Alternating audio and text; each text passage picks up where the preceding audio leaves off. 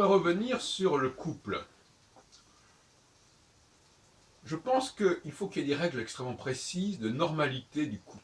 Mais en général, il faut de la normalité, ne serait-ce que pour justement apprécier quand il n'y a pas de normalité, quand il y a une originalité, c'est-à-dire quelque chose qui n'est pas normal, qui n'est pas habituel. Normal, je ne dis pas dans le sens de c'est anormal, c'est-à-dire que ça ne correspond pas à la norme, c'est pas normatif.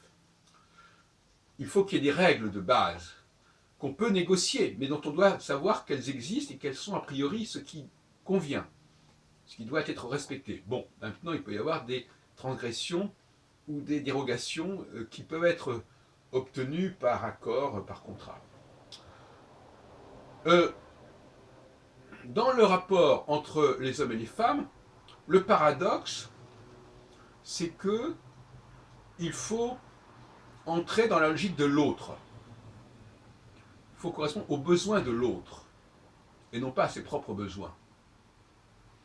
Par exemple, l'homme doit apprendre à parler à la femme, à lui donner, à lui dire des mots d'amour, à lui faire des déclarations d'amour, comme on dit.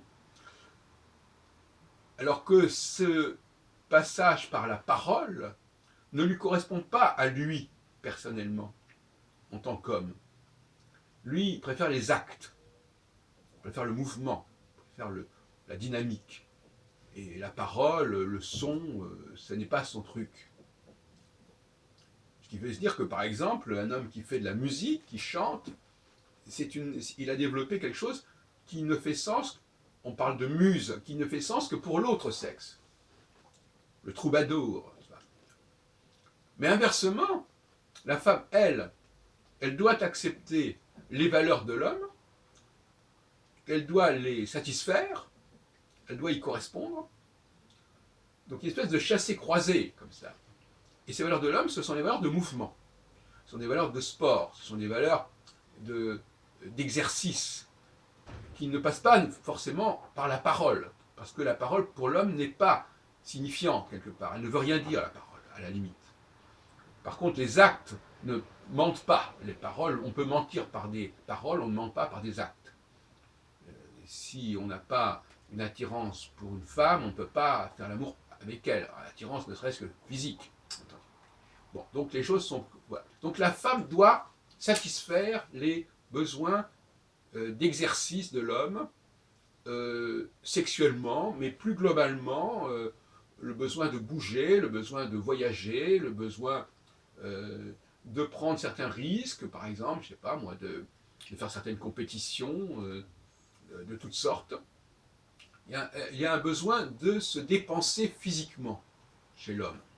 Et même si ça ne correspond pas aux problématiques de la femme, elle doit les satisfaire. Et je reviens sur le mythe de la caverne, que j'ai déjà exposé pour une énième fois, à savoir que l'homme, il est celui qui est à l'extérieur de la caverne, donc il a des grands espaces, il peut courir, il peut se démener, il peut se dépenser.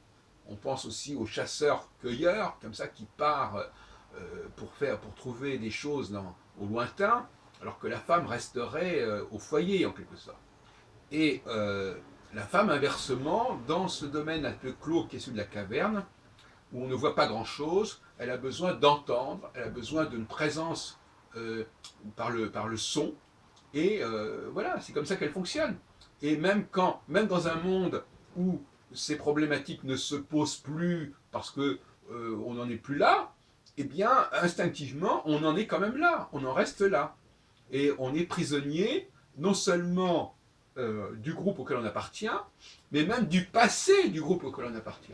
Et on en est solidaire, et on doit l'assumer parce que, quelque part, nos besoins restent marqués par un contexte socio-historique très ancien, mais qui ne s'en est pas moins perpétué, qui n'en a pas moins perduré. C'est comme ça, il n'y a rien à faire. On ne peut pas renégocier cela, on n'a pas la capacité de modifier cela. Et donc, cette relation entre hommes et femmes, elle fonctionne sur cette base-là. Il y a d'autres fonctionnements aussi, à savoir que la femme, elle est effectivement vouée à décharger l'homme d'un certain nombre de fonctions, comme notamment la fonction génitrice, hein, qui est très très pénalisante, puisqu'il il faut pendant 9 mois subir pas mal de choses, le poids, la déformation, la difformité quelque part. Et donc effectivement, de ce côté-là, il y a un problème. Inversement, l'homme, il est là aussi pour faire le ménage au sens figuré du terme, c'est-à-dire qu'il est là pour faire la vaisselle, parce que curieusement, ce qu'il faut bien comprendre, c'est que toutes les activités de lavage, de nettoyage, si ce sont les femmes qui les exécutent, elles le font parce que l'homme le veut, parce que c'est dans sa nature profonde de le vouloir et de nettoyer les choses et de les ramener à leur forme originelle. Donc là aussi, il y a une ambiguïté, parce que finalement, là encore une fois, la femme va exécuter un certain nombre de tâches au nom de l'homme, pour l'homme, et qui ne lui correspondent pas forcément. Et même dans le cas de la grossesse, on peut se demander si elle le fait, si ça correspond vraiment à sa nature, ou si elle le fait contrainte à son corps défendant, c'est le cas de le dire, comme on a vu d'ailleurs que les lois sur la contraception, les lois sur l'IVG ont été accueillies les bras ouverts par les femmes, ce qui montre bien à quel point elles ne sont pas vraiment enthousiastes d'entrer dans ce processus-là, et qu'elles le font à contre-cœur, à la limite presque.